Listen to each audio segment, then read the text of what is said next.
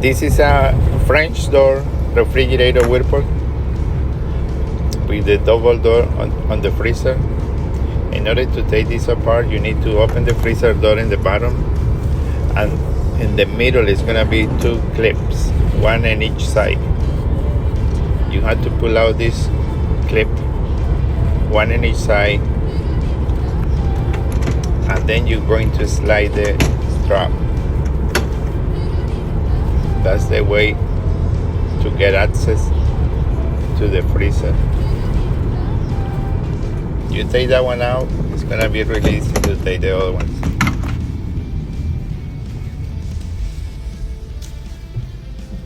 Any question, let me know or subscribe. Thank you for watching.